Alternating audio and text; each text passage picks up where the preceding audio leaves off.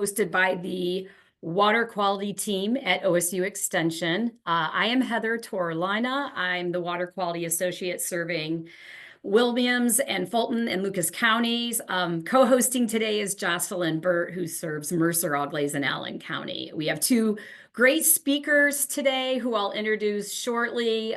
First, I want to go through a couple of housekeeping and announcements. This is the water quality team and the territories that we currently cover. If you notice, we do currently have a vacancy. So if you, and we are currently accepting applications. So for the Seneca, Sandusky, Erie, Crawford, and Wyandotte County territories. So if you know of anybody who might be interested, please feel free to reach out to somebody on the water quality team. We'd be more than happy to point them in the right direction. So besides the CLM webinar, which you are currently on, we also hold a series of Water Quality Wednesday webinar series as well. So mark those dates, January 29th, February 26th, and March 26th of 2025. And we'd be happy to answer your questions for that. So CEU credits are also available for these webinars as well. There are a couple more CLM webinars coming up besides the one today. So there's one on February 3rd and April 7th. Stay tuned for more topics and speakers. And feel free again to reach out to the Water Quality Associates at that address if you have any questions. For those watching, feel free to use the Q&A chat to ask any questions throughout the seminar or the webinar, and we will be compiling those questions and asking them in the end. So again, use the Q&A chat, and any questions, let me know. So I'm going to jump right into today's speakers. I'll introduce both of them, and then I'll hand it over to Christine first. But let me say a few words about our speakers today. First up is Christine Pence with the Ohio Department of Agriculture. She's been with ODA as a DLEP inspector for 18 years. Her territory covers from Putnam County south to Hamilton County. Prior to working at ODA, Christine worked at the Clark County Soil and Water Conservation District in Springfield, Ohio. Christine has an associate's degree in ag business from Clark State Community College. And when not working for ODA, Christine helps her husband, Brent, manage their 4,500-acre grain farm and some additional custom work across 4 counties. Their daughter graduates from Western Illinois in the spring of 2025 with a bachelor's degree in ag science and a minor in animal science. She owns and manages around 80 head of competitive bear goats for sale and exhibition and has raised several state champions in 2023 and 2024. Our second speaker today is going to be Luke Dull at the Ohio Department of Agriculture, who's also DLEP, an environmental inspector. So Luke is an inspector with the Division of Livestock Environmental Permitting at ODA. He has been with the division for almost 4 years and primarily covers Darke and Mercer counties in west central Ohio. He lives in Miami County and helps on his family's livestock and grain farm in northwest Montgomery County.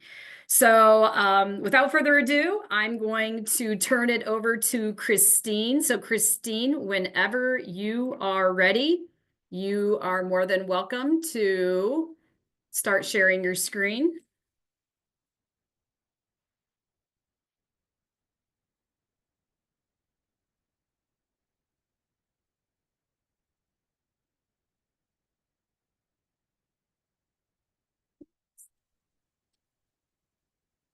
You know if there are any.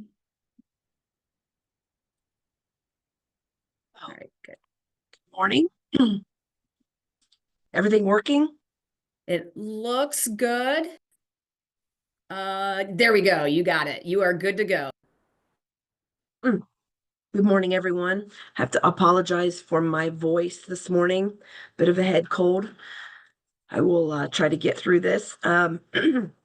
So as I was introduced, I have been with ODA for quite a while, since 2006. And one of our responsibilities as inspectors is to inspect the permitted facilities in Ohio, but also custom manure applicators, such as our certified livestock managers. And We follow rules under the Ohio Administrative Code, and one of the things that I'm going to talk about this morning is the stockpiling of solid manure.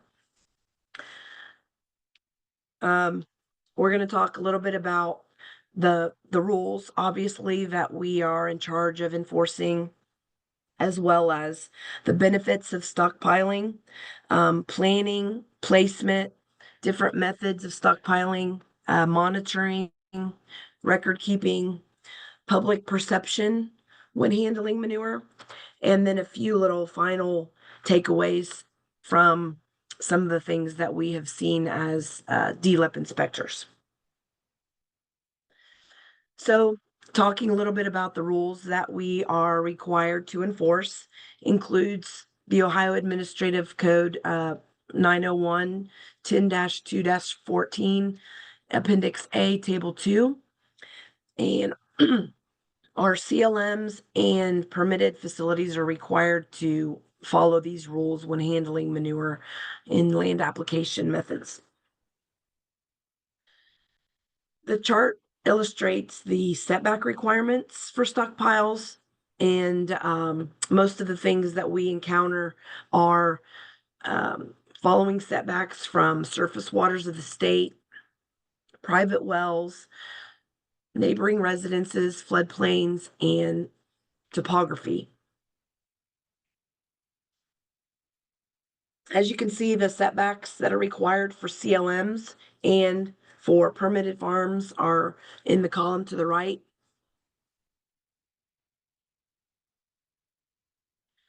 Again, when facilities or CLMs are planning for stockpiling of poultry litter or any solid manure for that matter, they need to plan ahead for following the setbacks from these things like houses, wells, and that sort of thing. They also need to take a look at the field conditions to make sure that if they're not directly involved in the trucking or the stockpiling of the litter, that they're at least doing some site inspections to make sure that the stockpiles will meet the setbacks. We also like to see good planning maps provided to the haulers, especially if the manure brokers are just buying and selling the litter and they're really not actively involved in the actual land application or the dumping of the litter. And a lot of our CLMs have pretty good mapping capabilities where they can actually put together maps, mark where to drive into the fields and where to actually dump the litter that's going to be spread at a later date. This is a good example of one of our CLMs that provides these maps. They have the exact amount of manure, where to go, especially for semis that may have dump trailers or that don't have really good capabilities of just backing into a field. A lot of times we see trucks drive into the fields and do kind of a loop and dump the litter, and then the loader tractors will come in and stack the manure later.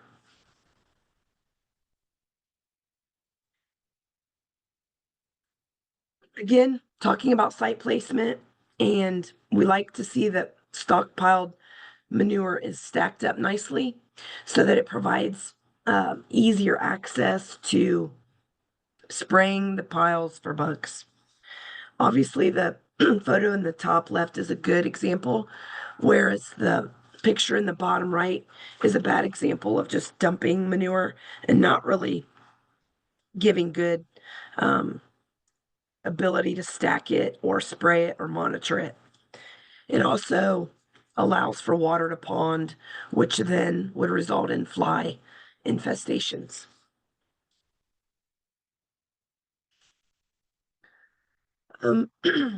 Many times fields have challenges.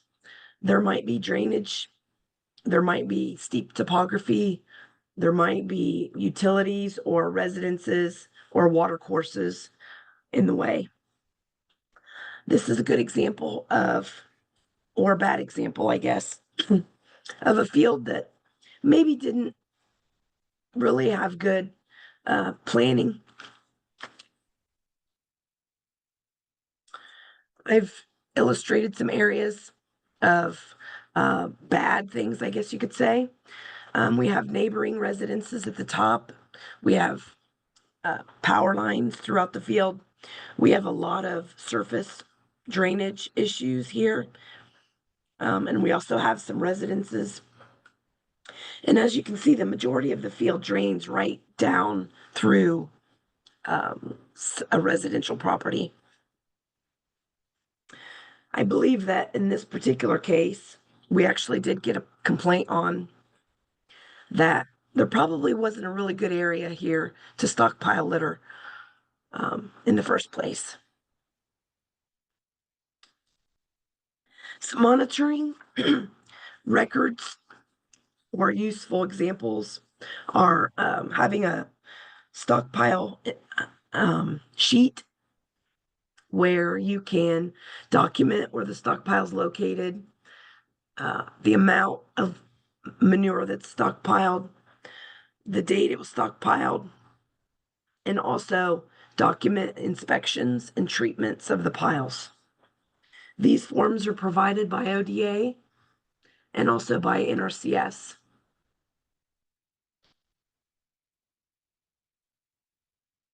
Public perception, obviously, typically we get complaints where people will see the litter or see manure and then they'll smell it and then they'll call ODA to complain.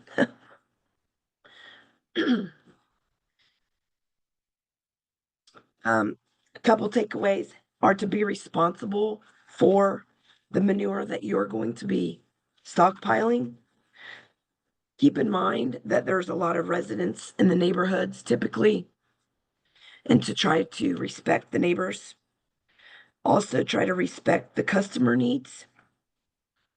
Our livestock farms are going to continue to get bigger due to efficiencies and economics, and alternative uses for manure will continue to be developed and generate business.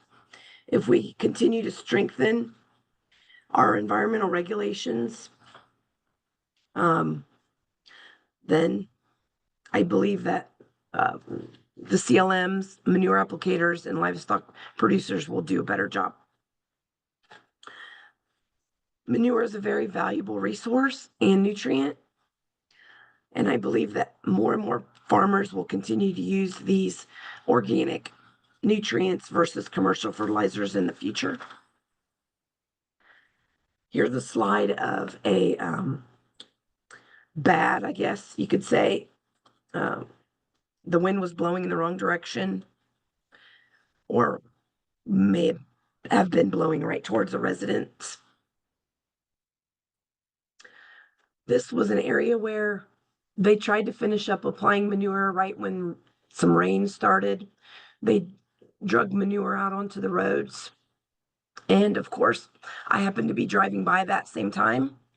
So I was able to contact the CLM and ask them to go back and clean up the mess. So this is definitely an example of bad public perception.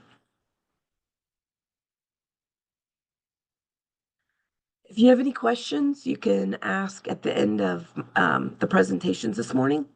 I apologize for my voice. It's going quickly. Thank you. No, thank you, Christine. That was fantastic. And just like what she said, please put some questions in the Q&A chat, and we will get to those at the end of the seminar. So fantastic. Thank you, Christine. Okay, we're going to switch over to Luke. So Luke, whenever you are ready, you can go ahead and share your screen and get started when you can. Fantastic. I think it looks great.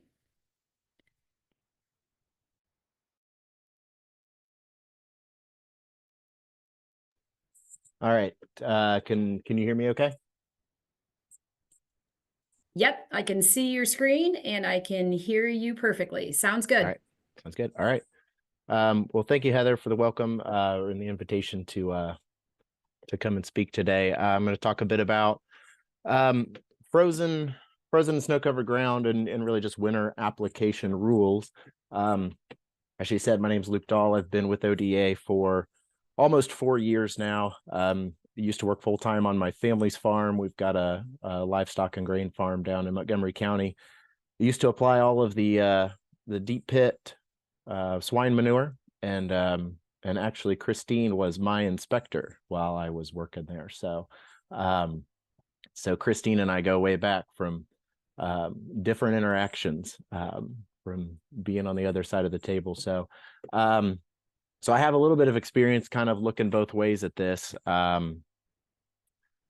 Also from an applicator standpoint, and also from the regulatory side of things. And so we're going to share just a bit about going to share just a bit about that today.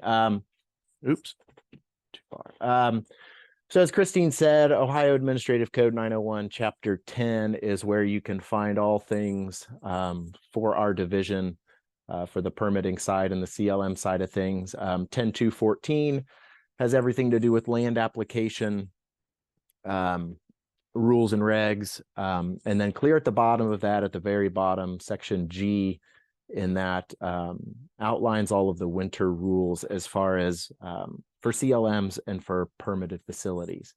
And so I'm going to talk through just really kind of the highlights of what we have in there. I'm not going to take a deep dive into the rules. I'm going to show just a few instances of some issues that we've had in the past with frozen ground applications and kind of how some of those went. But I'm not going to do an incredibly deep dive into all of the specific rules. But really, one of the first things that you really need to consider, sort of even just beyond our rules, is some of your regional rules. So different watersheds have, as far as winter applications, have some different rules. That thinking specifically about, I think Grand Lake St. Mary's watershed, anything after December 15th, whether it's frozen, snow covered or not. I believe you're done applying manure after December 15th. So you need to be aware of some of those site-specific rules, but then also as a CLM or as a permitted facility, you've got to keep in mind the rules in 90110. And so really one of the biggest factors is whether or not the manure can be direct injected or incorporated. And if it can, it's not considered frozen ground. And so these specific rules in Section G will not apply. The rest of 10.2.14 will apply, but not some of the specifics from Section G. And so if you can inject liquid manure, that's not considered frozen. If you can incorporate it, you have to demonstrate that it can be incorporated, and the manure has to be incorporated within 24 hours. It's not enough to say that you think you could incorporate it. It has to be incorporated. And I've also had someone tell me that they could go out there with a bulldozer with a single shank ripper on the back and work the ground in. And that's not really going to fly, sort of in the face of what we're really working at here. So just keep some of that in mind. You need to make sure that if you're planning on incorporating, that you actually go out and test to make sure that you can do it. Like I said, it's not enough to just say that you think you could. Solid manure, especially anything less than 50% moisture, we're just going to tell you to stockpile it. There's no reason to go out and put it on frozen or snow-covered ground. So you're never really going to get permission to do that. And really the bottom line is to be able to fall under this 10.2.14G and the application restrictions or rules there, you have to be granted approval prior to any land application. This is not a situation where you can kind of call and ask for, whatever they say, ask for forgiveness rather than permission. This is not a situation where you want to do that. The best situation is to call. We can come out, we can help you do kind of an assessment of whether it's your storage, or whether it's some land application sites that we might have available. We are more than happy and willing to do those things with you. We would much rather kind of have that work done on the front end, and find ways to get manure out if we need to, in a responsible way, rather than have to come in and clean up a mess, which nobody really wants to do. And so really the bottom line, if you think you want to be able to go out and land apply some manure and you're not sure what you should do, whether it's frozen, whether it's snow covered, give us a call. Please give us a call, and we'll be out and we can help kind of assess what some of those needs are and how we can proceed. If you are granted approval, these are some of the kind of the highlights of the rules that you got to follow. So 10 wet tons, maximum 5,000 gallons per acre. You'll need to go out and put it on a field that's got at least 90% surface residue. So heavy bean stubble, really corn stalks, would be a great place to put it on a hay field, something that's going to stay in hay for a while. That would be a great idea. A field where you pulled off corn silage isn't really going to be an option.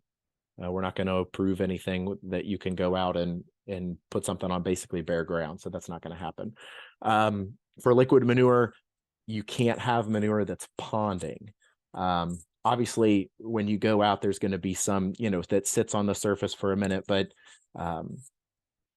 we can't have areas where it's all flowing and ponding. That's going to be, you're going to have to back that rate down if you see some of those things happening. And so if you're putting 5,000 gallons on, but you're ponding, you've got to still back it off. So whatever's most limiting in that situation, you have to observe what's going on, and you have to make adjustments appropriately so that you're within the rules there. You've got to do it again, this is all with approval. Keep in mind with this slide, as I'm talking here, this is all we would grant you approval. And then these are the rules that you follow. So you're going to look at doing 20-acre sections. And then there's going to be 200 feet between each one of those 20-acre sections. So we're not going to land apply the entire field. There's going to be breaks in there. And then there's also going to be a minimum 200-foot setback to surface waters of the state. So your roadside ditches, creeks, streams, whereas normally that would be 100 feet on that frozen ground application. With approval, it's going to be 200 feet. And then our max is 250 pounds of P2O5 no matter what. And so this is just a quick idea of what it might look like if you're going to go out, if we grant you approval, what you might do. And so up here at the top, there's a stream that runs through just the edge of this woods, and a deep ditch that goes along the highway. And so you're going to want to prioritize the areas away from the creek. So you're going to want to start, this would be the west side of the field to the left. So you're going to want to start on that west side of the field and prioritize those areas that are farthest away. These might not be 20-acre sections. I just kind of threw these blocks on here, but just to kind of demonstrate that you're going to have these blocks where you're applying manure with the 200 feet in between. And just kind of as a general example. Some other rules, again, if you were to get approval to land apply, some of the other rules that you have to follow, and these are a really big deal, is concentrated surface flows and your subsurface tile checks. You have to be monitoring during application and after, which those are typical of any, especially liquid manure application. You are required to be monitoring your concentrated surface flow and your tiles. But one of the differences here is that as far as after the application, since it would be an approved snow covered or frozen ground application, you have to monitor those until you have a temperature increase that would cause a snow melt or an ice melt, where that's where you're going to see the issues, if there are going to be issues. As that temperature rises and you get just more surface water, That's where you tend to get some across the surface. And so we want to monitor those areas. And so then if you were to have a discharge, you have 2 hours to notify ODA, whether that's your inspector or the main office. Whereas typically for a discharge, you have 24 hours. You have 2 hours to notify. And there are a lot of details in the rule about sampling procedures and how that's going to go.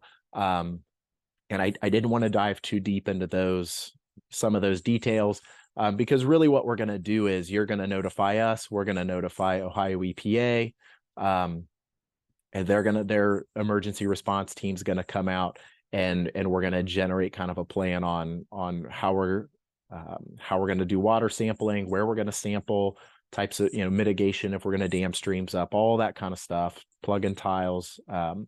We will generate sort of a plan with you, and the farmer, landowner, whatever the situation might be. We'll generate that with you kind of as we go. And so not to get too deep into what exactly all the rules say there. Each situation is different, and so we're going to do our best to mitigate as best we can there. But those are the requirements for monitoring. It's really important that we get that done. These 2 pictures that you're looking at here are from an issue that we had a couple years ago, and I'm going to show a few more pictures from this issue, where we had a frozen ground application, and this is the result of actually a really significant rainfall event and a snow melt. And so there was no monitoring. There was nothing happening until we got out there, and we sort of had issues far and wide, I guess you could say. So that's why this monitoring can be really important. You can do, and we all know we can do everything right.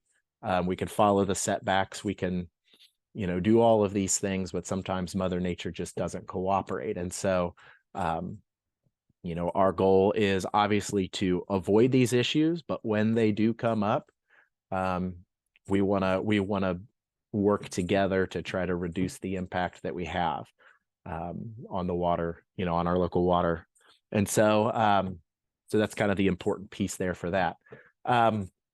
So incorporation, we kind of go back and forth on this about a good definition and what we're looking for. And so I wanted to kind of cover that here, since that's one of the determining factors for whether we would consider an application frozen or not. And so what we are looking for as far as incorporation is that the manure is mixed with the top 2 to 3 inches of soil. That's not mixed with the residue, not kind of blended with the top. It's 2 to 3 inches of soil that we're looking that it's adequately mixed. And so these photos that I included, this is again from a complaint that we came out and kind of walked the field. And it is a little bit hard to tell from the photos, but really I think it was just like a high-speed disc that they ran over it, and it cut through the residue, but didn't make it in the discs were not able to really penetrate the soil, maybe an inch in some areas. But it was considered to be really not adequately mixed. It just kind of fluffed up the top and really didn't get into the soil. And so this was considered a frozen ground application because it wasn't incorporated. They couldn't incorporate it. They didn't demonstrate that they could. And so this was considered a violation. There was no phone call. There was no approval to be able to go out and do it, and no plan in place. And so this was considered a violation just because it wasn't adequately mixed with the soil itself. And so keep those things in mind when you're going out and you're testing your equipment. Can we get our shanks in the ground? Can we get our toolbar in the ground? If you have questions, give us a call, send us a picture, a video, something, that we can kind of interact with you guys and kind of make a determination there about really the best way to proceed. Now, as far as snow covered goes, these are pictures from the same field. The picture on the top left is obviously right after a manure application. And there were some questions about whether or not we would consider this to be snow covered. At the end of the day, it didn't matter that much because the ground was frozen solid. And so that was kind of, that was sort of the clear main violation here. But really we determined, at least in the foreground here, we consider this to be snow covered. The areas of vegetation that are kind of popping up through are sort of clumps of grass, some weeds that were kind of remaining, but there's a pretty good layer of snow there. And then you can see where they applied the manure melted the snow that where it was applied. And so obviously it's darker sort of there in the background. But then the picture to the right, this is the morning after they applied. And so they got some new coverage over top of that litter, which at this point, and we'll kind of look at some photos here on the next slide of kind of what happened after this, but it was clear at this point that we were going to have, based on the forecast, that we were going to kind of have an issue. But what we would typically do if we come out, if somebody calls and says, I think this ground is covered in snow and they're applying a manure, sometimes it might be a little bit hard to determine, and so we might take a look at maybe an adjacent field or maybe a yard across the street, something, just to kind of get a real feel for the depth of snow, the coverage of snow, and then make a determination there. But really, this is a significant amount of snow sitting on the ground, and so we consider that to be snow covered. And so this was, I think, a day later. It went from 25 degrees or so to about, I think, 50 or somewhere between 50 and 60 degrees, and it rained for an entire day. And so while we might not always associate a dry or a solid manure application with a lot of runoff risk, this hopefully demonstrates the real risk that's there.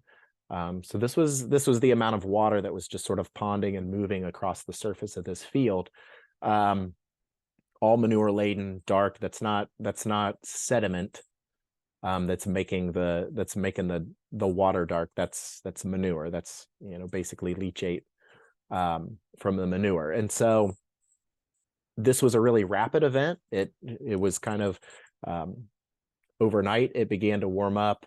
The next day it rained the entire day, and then actually that night it got cold again and snowed about 6 or 8 inches after this. And so it was a real unique event. Obviously, there are certain things that that maybe the weathermen get wrong sometimes, or whatever may happen. But the bottom line is that based on sort of our initial assessment, and I didn't include a photo. When I was out on this, I couldn't get a tile probe in the ground. I could barely get a soil probe about a ½ inch down because of how frozen the ground was. And so the assessment was it's frozen, it's snow covered, and so that led to these issues that you see here. And so this picture in the middle is just the soil probe that I had. You can see about the top inch during this event kind of turned to muck, just kind of muddy and thawed, but was completely saturated by the amount of rainfall. And then you can see kind of the bottom third of that bit of soil there is frozen again. And so the top got saturated, and then it all moved across the surface. And so you can see there, that photo on the left, that's a lot of ponding, manure-laden water that was kind of right on a property line. And then the photo to the right, you can see the foam at the bottom from where that water was passing through. And then it obviously, you can see in the background there, it all went into somebody's private pond, which then overflowed through a pasture and then down to the creek. And so it turned that person's pond black, which isn't a good situation. Excuse me. And so this was the result of kind of an extreme weather event, but nonetheless, just kind of demonstrates really the possibilities of what might happen when we put manure out on frozen ground and really aren't prepared to monitor it, or we haven't really looked at the forecast. This was a situation that it should have never happened, just based on what the forecast was. And so again, here just kind of some more. This is a different incident that we came across. There's a field that had a lot of freezing and thawing over what had kind of been the previous weeks. And so the photo there on the right, that's in the middle of the field. That's just a big block of ice that had the snow had melted, ponded, frozen.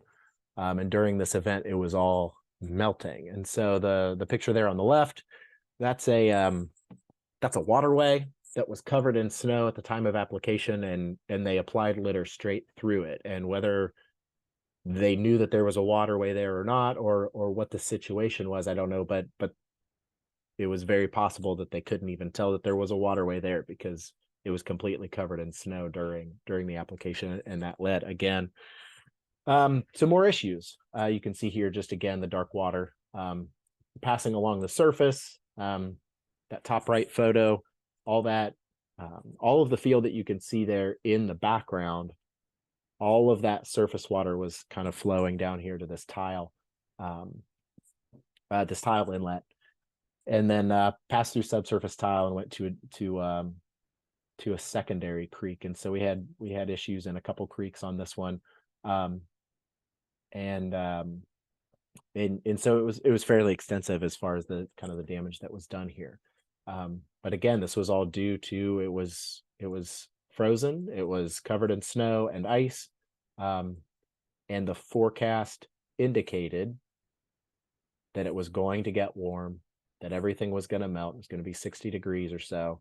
And so this was something that was obvious that was going to happen, that was easily avoidable.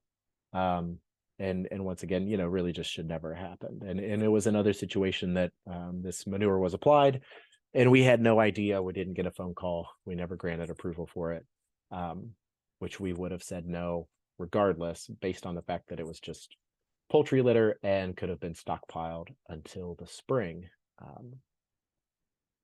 And so those are some just issues that I've come across specifically from some of these, that just a simple phone call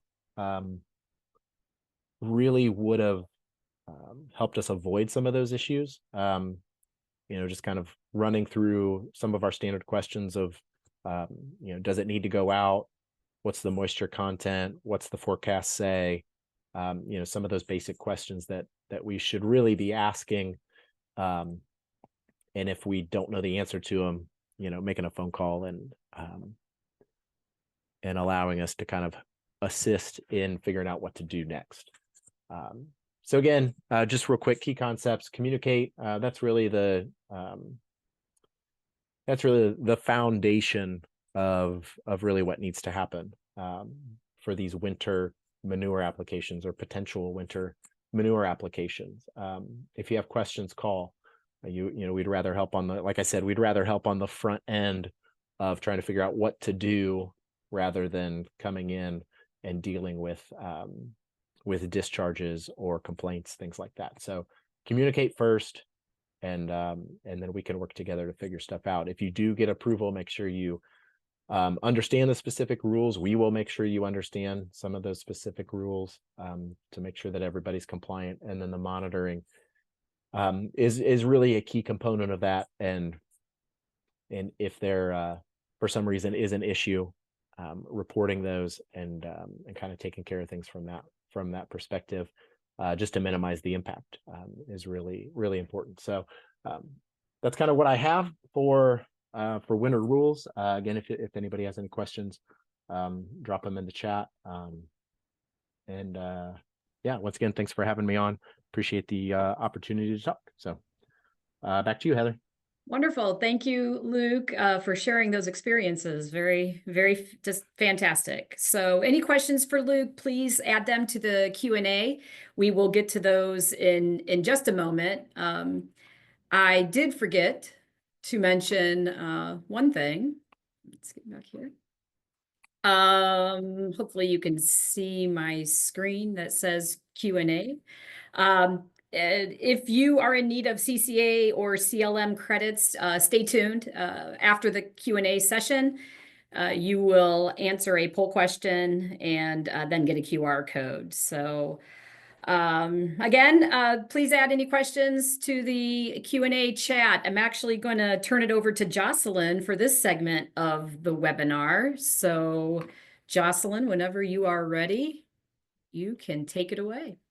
For sure. I've only seen a couple things come through. So Christine or Luke or whoever can best answer. I have two questions here. So is the OAC 901 available online and in paper format, or just in one version or the other? I would imagine you could get it in paper. However,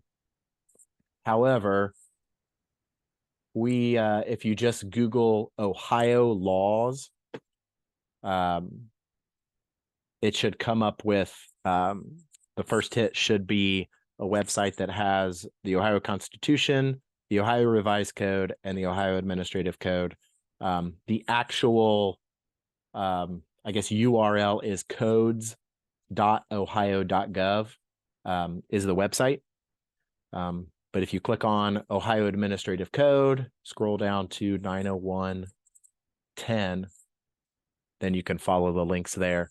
And everything's labeled fairly well, as far as finding the information that you need. But that's pretty much, that's how I go and double check rules and review things. So that's what we use. And I think it's a pretty easy resource. Perfect. Thank you for answering that.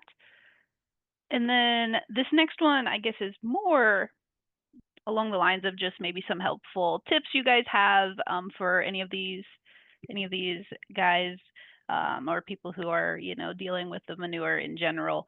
But as far as proper documentation and spill and discharge, like guidelines, or do you guys have like a specific document, I guess is how this is worded, to kind of keep some of those rules and be like, okay, like my checklist, right? If this is in place, then I can't do this, or I can do this, or anything along those lines.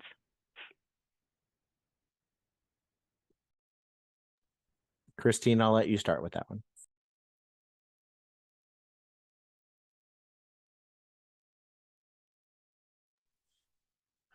The question about stockpiling time frame, is that what you're referring to, Luke? Sure, yeah.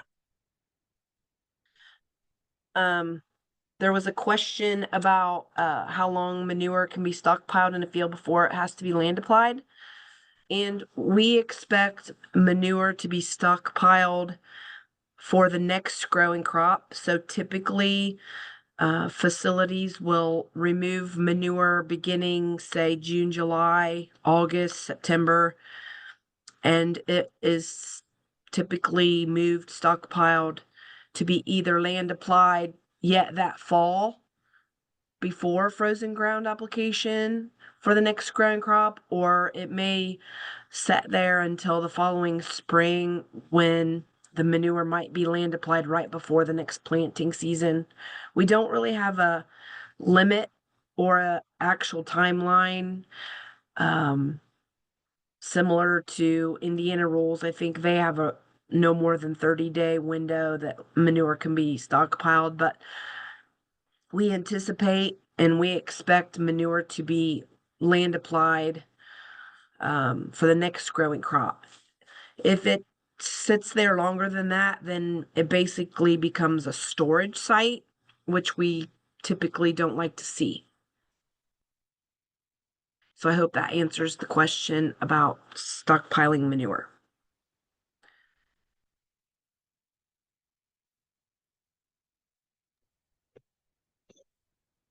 Yeah, Heather, could you repeat the question that you said before about tips and tricks? Actually, Jocelyn, why don't you repeat Or sorry, that yeah. real quick? No, that's good. Yep, you're good. I just had to find it here. More so, I guess, looking for kind of a guideline or a checklist, right? So if I'm in whatever watershed, right, or specific regulations, if X uh if X weather thing is going on, I can or can't do this, or if it's certain past this date or anything like that, do you guys kind of have like a little handy guideline, I guess, or anything along those lines?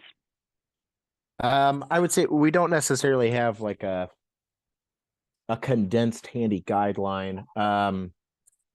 What I would suggest if any CLMs are looking for for kind of something like that, like a quick guide. Okay, what am I looking for real quick here? There's two things. There's one on most CLMs are who land apply, especially above the limit for dry tons or gallons per year, they get audited every year. And so on that inspection report, there's, I don't know, 14 or 15 items that really list out that we look for during an inspection that are all based on Ohio Administrative Code. Sort of, that's a condensed kind of version of what we're looking for. And so as far as checklists go, that can be something that can be used, but also during an audit, anything like that. I know, especially one of the things that we do a lot for our facilities, and Christine has certainly done this. I've actually probably used some of her sort of custom forms or things like that we've used for our facilities. We would be more than happy to generate something like that, sort of in an audit during an inspection. Okay, what are some of what are the top 5 things that I need to do before every time I stockpile, or every time that I go out to land apply? What order should I do them in? How should I do them? And I think as inspectors, we try to offer some of those things through auditing and things like that.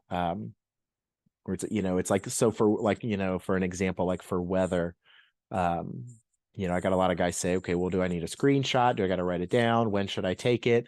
And so we'll kind of talk through, okay, taking a screenshot on your phone or printing at our farm. Since we do a lot of our own spraying and a lot of other things, my aunt prints the weather out every single morning, first thing when she walks in the office. So we have a weather report every single day. And so, okay, well, so that's a tip. Okay.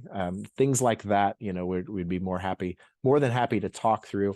It's a little bit difficult maybe to generate kind of maybe a blanket sort of statement, depending on, there's probably guys from all over the state here.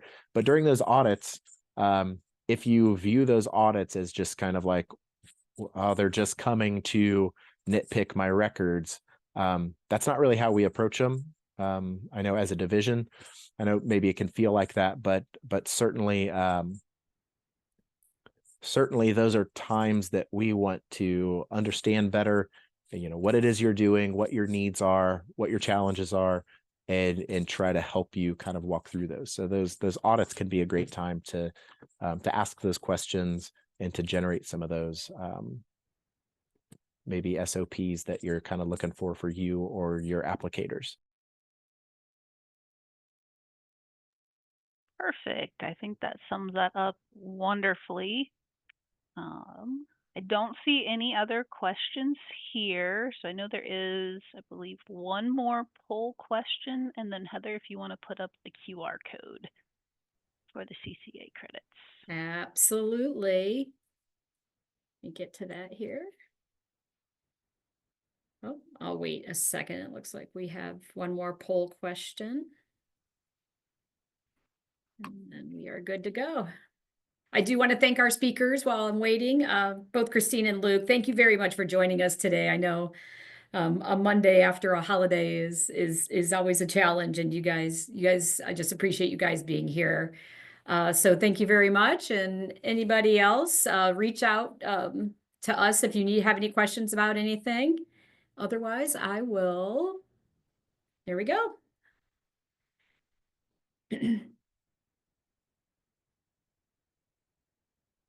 And next CLM webinar, February 3rd. So mark your calendars, and we look forward to seeing all of you at that time.